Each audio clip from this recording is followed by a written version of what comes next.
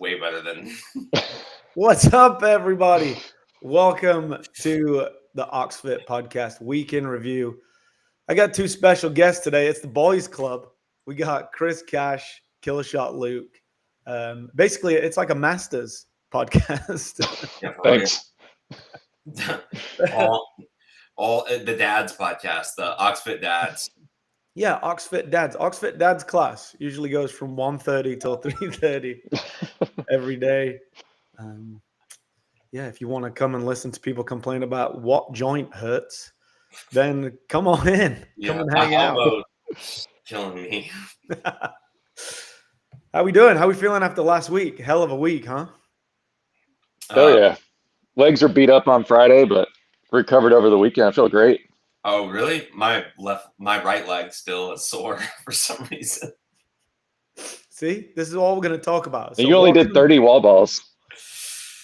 Yeah, well, I did 55, 54 the last time, and I just said, you know what? No, okay, when it counted. Baseline. So this is my scorecard, fully filled in. Nicely done. I thought that was one of my favorite baseline weeks that we've ever had. I thought every workout was so different. We had like a gymnastic thing Monday, then we had a strength thing on Tuesday. Then Wednesday was what was Wednesday? It was that was the lunges and the with all the lunges, yeah. Yeah. And then Thursday was all the cardio stuff. So like, I love the way it progressed. And it was fun to test in different ways. Like if you finish this program and everything goes up, you're faster at running a mile and you're stronger and you're more gymnastic. So like what more can you ask for from an 8-week program? Well, I think what's cool too is instead of you guys programming the 5 days, all 5, it leaves that one gap too, where it's like you can make it up or whatnot, because realistically, most people are going to have like one day that something comes up, you know? So there's a way for us to still stay on track with that. Yeah, I think it's nice to not call it a rest day, have it as a makeup day. I think we used to do 5 days, and then even like I think a Saturday was extra on there too. So like, it's come a long way. I don't know if you remember, Cash. I think last time we talked about we used to have the 1 day test days. Oh yeah. You had to pass 8 different movements to level up. Yeah. And there was like a cardio piece, a gymnastic piece, maybe 2 gymnastics, a weightlifting, maybe 2 weightlifting, and then a workout they had to finish with a full workout. Yeah. In an hour. And your goal was to get the next color pen. So come a long way from that to a full week of workouts that you can retest. It's structured in a way too where any level can truly have a better score next time, right? Because I mean, even the way that we then had this full week and then led into a little competition on Saturday, and then the Saturday was, all right, hey, we're all doing the same thing. It was just a really cool way of like being able to bring every skill set level, every level that any athletes that come into the gym to set some scores and be able to compete, you know? Yeah, we've got people training right now for endurance with the triathlon coming up. And you've also got people training for a CrossFit competition, beach brawl. So the programming was really well done to kind of hit everything, balanced well, and get you really sore. Yeah, like you said, too. We got people that are doing a triathlon, they can follow it. We got people that are doing like a CrossFit style competition, and then we've also got hybrid stuff coming up. And every one of them things all lead into each other, and you can use the training for them all. And it just shows how far it's come from, you know, like when I look back 10 years, 9 years ago, I had some structure to what we were doing, but it was very random, right? And then the title of this podcast is having a varied program doesn't mean having a random program. Well, there's a lot of structure, there's a lot of science, there's a lot of progression built into our program now that just didn't exist before because we didn't know where it was supposed to go. It was like you're training for life. And you're like, well, yeah, but what does that mean? And it was like, well, just keep training hard every day, and then hopefully you'll be fit by this test day. Whereas now it's like we have a whole season built out. We have a whole fitness calendar built out. That leads into different cycles that won't allow you to just, you don't always want to be in competition mode, right? Like this week is week 1 of the cycle. And week 1 of the cycle means that you can kind of take a breath and just go, okay, like I'm building a foundation for the next 2 to 3 weeks, and then it will slowly crank back up, right? So like today, for example, it's a pretty decent, intense Metcon, but on the other side of that, 3 sets of 10 on sumo deadlift is kind of how you look at it, right? 8 minutes to build to a heavy 10. So it's not like, oh, I'm going to get my best ever 10 rep max today. It's like, no, I'm going to just start lifting the start of this cycle to get ready for 8 weeks time. And it takes the pressure off every day that you can enjoy progressing, rather than it be like, all right, today I have to get a 10 rep max and I have to do amazing on my double unders. You can slow down and be like, okay, take the pressure off for the next 8 weeks. I want to be better. I need to PR my double unders in 8 weeks. I don't need to PR them today. It's Right. not competition today. It's a PR in 8 weeks time. You know what I mean? That's right. Yeah, we got some new movements this cycle, and I think people don't appreciate how much you can gain by improving the skill of it. So it's not come in every day and see how fast can I go, how heavy can I go, how many reps can I get, all out every time. Slow it down. Focus on what you're doing. Focus on improving the skill component of it, and then when you retest it, you're just moving so much more efficiently. Well, I mean, and we're coming out of, the whole Atlas and DECA workouts that we've been training for so hard. So introducing and bringing the barbell back in on this, you don't want to go all out, because I mean, even us, when we jumped on and we're doing some snatches, some cleans, I was going, wow, this feels familiar, but also I want to build that strength back up slowly, because if I just go all out, I'm going to end up injuring myself, on my very first retest week. And that's not the goal of it. It's to get back to that skill set. I mean, even Ant, when we were training, Ant's reminding me, hey, focus on form, like get a good form here on the baseline, because that's what we need to carry through when we start adding a ton of weight on the bar a little bit later on. Yeah, just it used to feel like every day was a competition, right? Right. Every day we went in the gym, it was me against you today for who can be top of the WODify leaderboard. And that's how it felt, I think, for everybody at first. It was just a random workout was thrown up and you would just compete, and it was just as intense as possible with no real goal as where it was going to go. And then you wonder why eventually you're burned out, or you injure your shoulder, or you injure your back. It's like, no, like progress these movements up to where you can do well in them. So like an old school workout, for example, like 21-15 9 thrusters and pull-ups, you're not going to see that this week because it's week 1. And you kind of know you won't see that, but you might see it as we get towards the end of the cycle.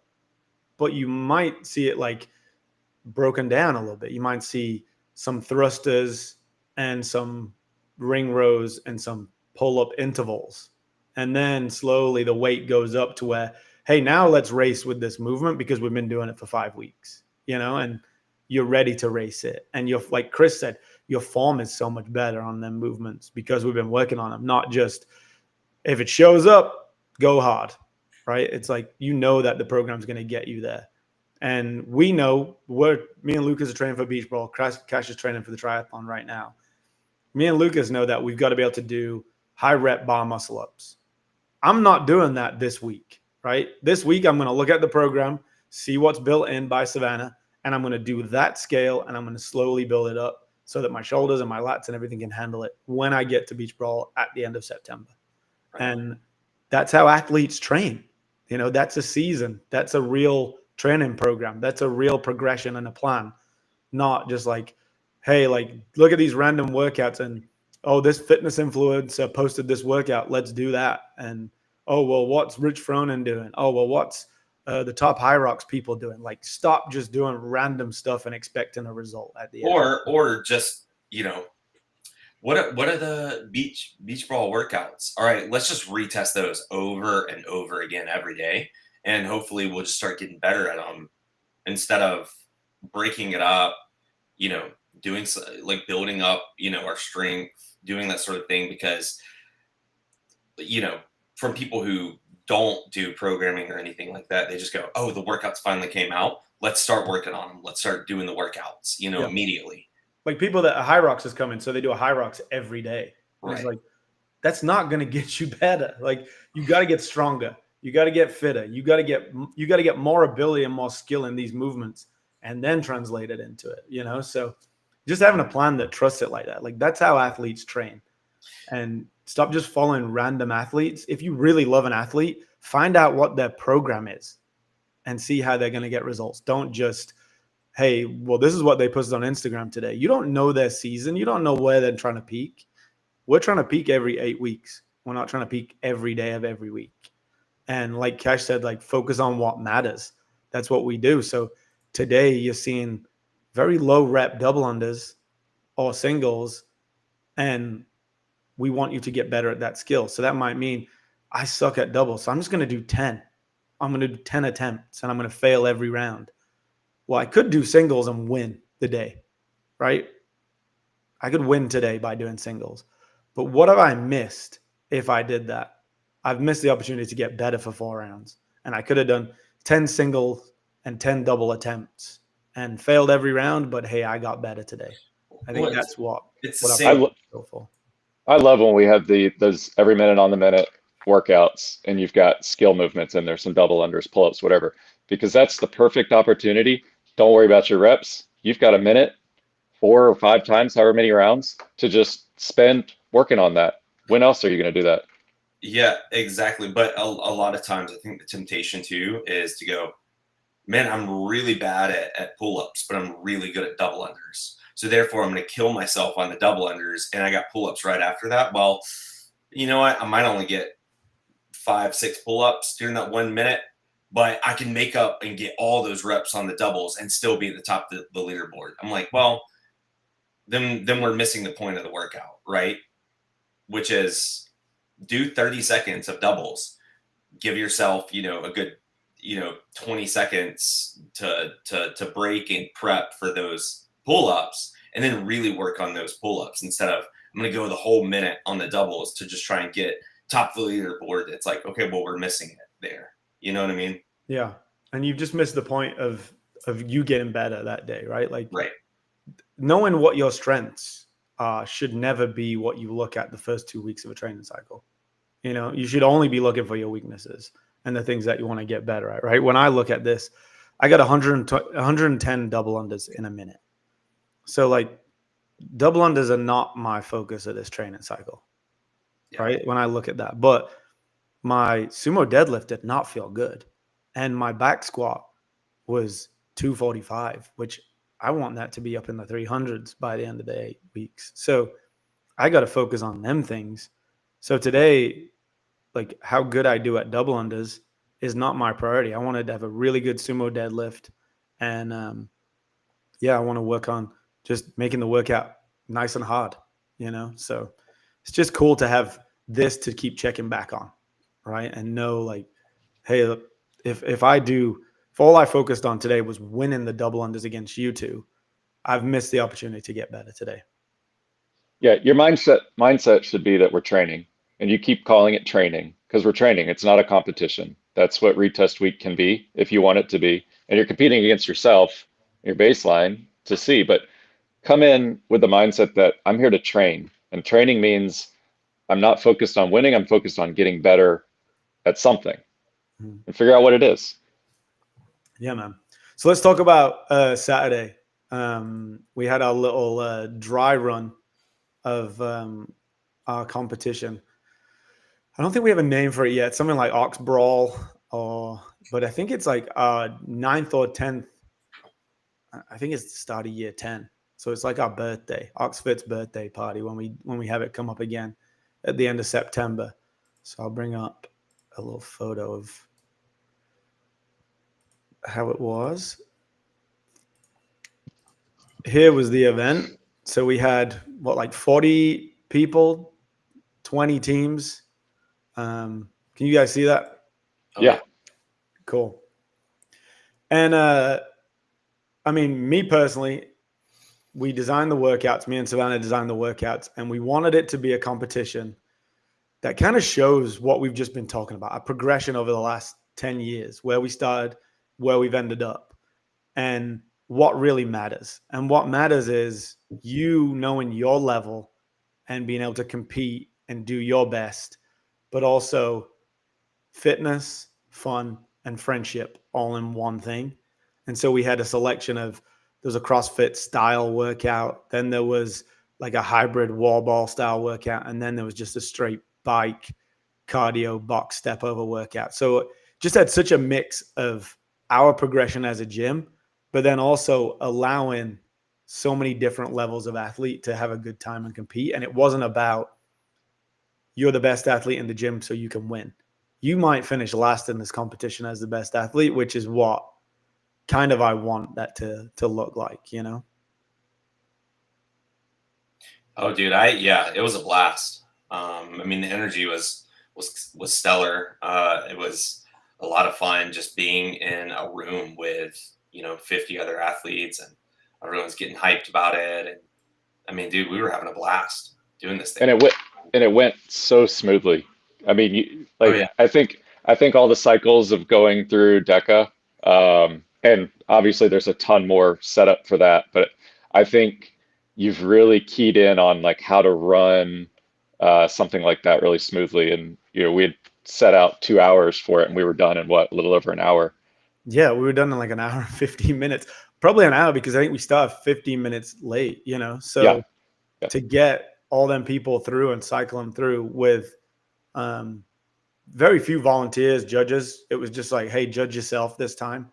And then hopefully next time we can expand on that and make it, where you've got judges and you've got lanes and you've got heats and stuff like that. But yeah, just, I mean, I enjoyed it, right? I just enjoyed being there. And it was it didn't really feel like a competition.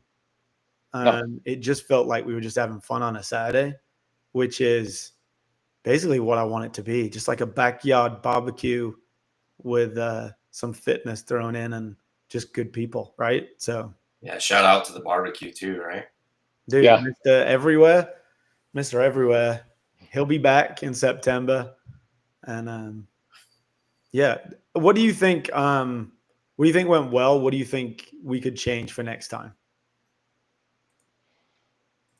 Well, we said it ran smoothly. That was great. And I know I mentioned at the end, maybe time for an extra workout, something shorter. So they were all 10-minute workouts. Maybe you've got like a 3-minute burner that can be a tiebreaker or something. I think what you said, like a little burner. I think it would be cool if we could come up with something that, again, all levels, but we've got like the top 5, and then everybody can watch the top 5, and like the scoreboard goes clear. So Oh yeah, the top 5, whoever wins this workout wins the event, right? yeah, And then you can have everybody watch in and make it like a big like celebration. Yeah. Put a little bit of pressure on. yeah, But the key for that is making sure that the workouts allow different levels to be in there. And then there's a lot of pressure on making that last workout even for everybody, So right. that's going to Yeah, went smooth. Heard a lot of people that complained about boxes in the wet grass. be. Yeah.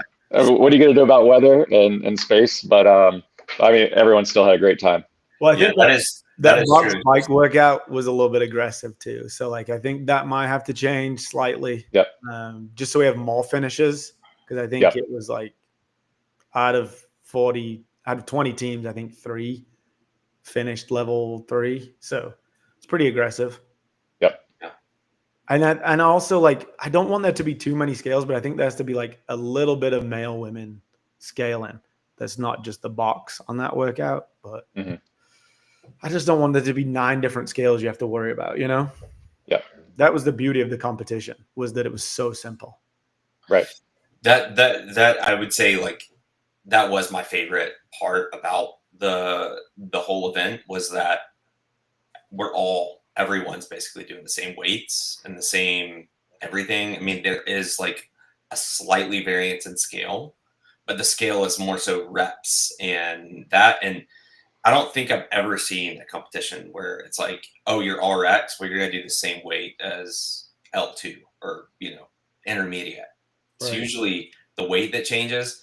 And I think that, Well, and that's where a lot of people hide, right? right. Because if they go, well, I was doing a heavier weight.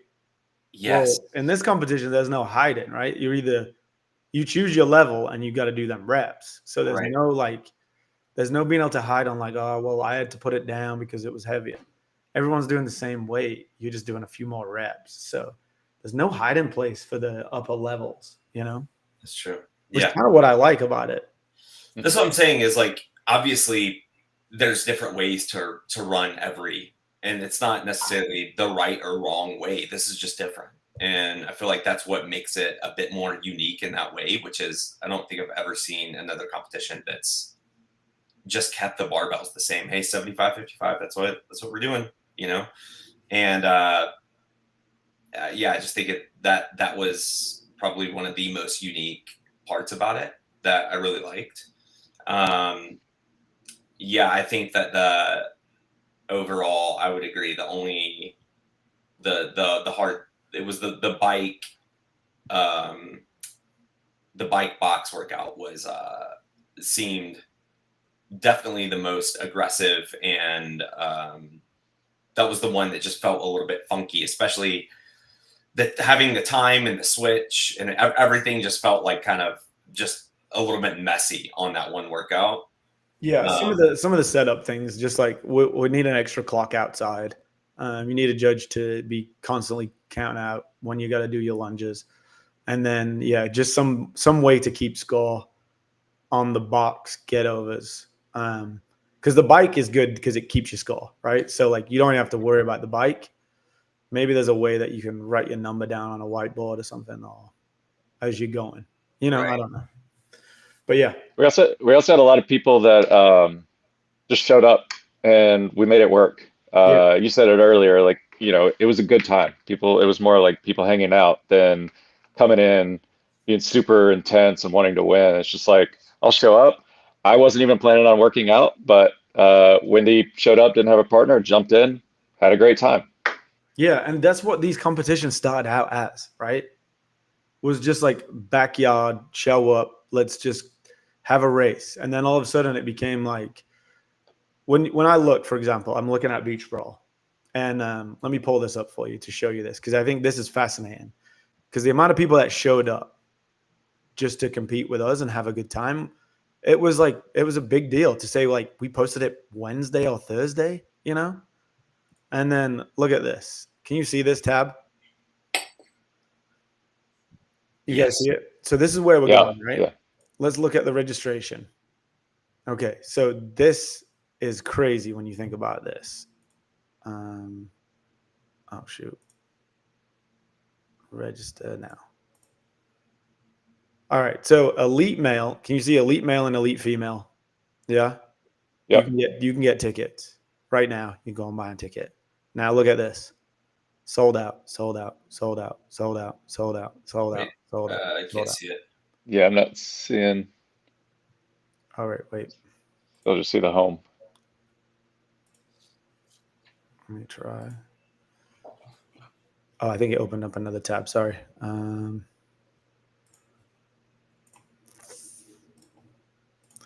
All right. You see the elite male and female? Yeah. Yep. Select division. You can sign up right now if you're elite.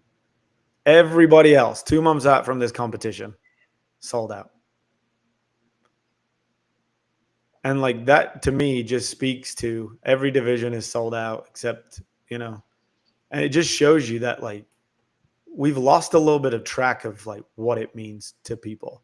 And it's nothing to do with the elite side of sports, right? Like nobody cares.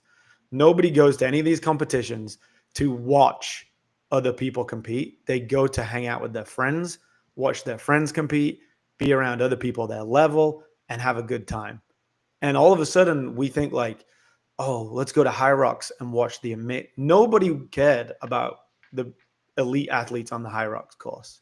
Maybe like 10 people knew who they were, but everybody wanted to watch their friend, wave at their friend, video their friend, be with a friend, hang out with their friends. And like, we worry so much. And you look at all the content that these places produce, and they just keep showing you content of elite athletes. And you're like, you're missing the point. We had 40 people show up with 2 days warning to do this competition because they just knew it was just going to be a bit of fun, right? Like, stop taking the fun out of it. Make it more fun. Make it more approachable. Like, that's why we started doing DECA stuff, because it didn't eliminate anybody. Yeah. And that's the lesson we learned, was like, if we don't eliminate people, it can be more fun for everybody. Well, and I think it is like the where it starts to get, I think, in that more realm where it's less fun is when you start introducing really, really heavy weights, right? Because that's where like a 1 rep max on here and there. I'm not saying that you shouldn't ever do that, but a lot of people come in and they go, well, I mean, I can only back squat, 95 pounds, someone, and they go, I'm going to look stupid. I'm going to do this and all that, which, there's an argument for that. However, on something like this, that's not what it's about, which is, well, let's take it a step. It's so unnecessary, right? Because it's an aspect of fitness that is, it's a great baseline to test. But why would it be in a competition when the competition is fitness? It's a fitness competition. Like, if you wanted to do a 1 rep max, there's Olympic lifting competitions and there's powerlifting competitions. Go to one of them. Why the heck would you be at Beach Brawl to do 1 rep maxes? And there's 1 rep maxes this time. And like, I'm just kind of like, okay, I'll do it, but I don't care what I get, because if I wanted to get a 1 rep max, I'd go do an Olympic lifting competition. I don't need to do an Olympic lifting competition. That doesn't fit in. It might make a great photo for somebody, but it doesn't make one for me, because my goal isn't that. My goal is to go and have a good time with my friends, do some fitness, not bust my shoulder trying to snatch a PR. 100%. Yeah. And I think that's what we see when we look at this. Like, why is the elite division not sold out, but every other division is sold out? It just tells you that, well, number one, nobody cares about the elite athletes going. It's all about going with your friends. And number two, like, the elite athletes won't pay anyway. They'll expect a free ticket. They'll expect a free invite. They'll be like, oh, I'll post it on my social media. We don't need you to post it. It's already sold out. Why are we paying you to come? It doesn't make any sense, right? When you think about it like that, but that's just the way it seems to be going. And typical, there's just a lot of ego when it comes to stuff like that, right? Well, it's just, you see from looking at the tickets that people are just looking to go and have fun and compete with their friends. Like, it shows you that. And so that's the way that our programming has evolved. That's the way our gym has evolved. That's why we started doing the DECA stuff, because it was more approachable. And then when we did that competition on Saturday, it was just awesome to see how many people just want to come and have fun. And like, the more we make it fun, approachable, barbecue, hang out, see some friends, do it with a friend, right? Do it with a friend is going to sell out faster. Just like, the more people we can get involved. I think a lot of people, the week was great for people like us. Like, I want to beat this, but I think that Saturday was like icing on the cake for people that need some motivation for like doing that again with their friend. Like, oh, if I do this training, when we redo that competition, I'm going to do better with my partner, right? Because that's how I feel. I don't want to go and do Beach Brawl on my own, because when I get tired, I'll just go, okay, I'm going to slow down. But when I'm with Lucas, I'll be like, well, I can't slow down, because Lucas needs us to win. And he doesn't, but it just adds that extra bit of fun to it. So It does. And if he collapses, you just got to keep going. Just leave him there. Always keep going. Well, we sign a contract before we start. If one of us collapse, then you let the team down, and we've got to go on without you. Yeah. Just like High Roxes do. Throw them in the ocean. That's a High Rocks rule, right? You got to keep going. Got to keep going. Yeah. Hey, man. Dude, our elite ancestors, our Viking ancestors, it runs in our blood. Just be a Viking. Yeah, be a Viking. Speaking of Vikings, Katie's listening. And, you know, her alter ego, when Patty comes out, that is that Viking ancestry coming out. And Just we're ready to just see start her hearing compete. the drum beat. She decided not to compete this time because she was scared that it was going to intimidate everybody. And I get that. we get it. I get We that. get it, Katie. But sometimes you just got to win. You just got to show up and win just to show them. Yeah. And then look at that. Look, there's Got Kiki some trying to viewers. with us in the comments. Glad you could make it.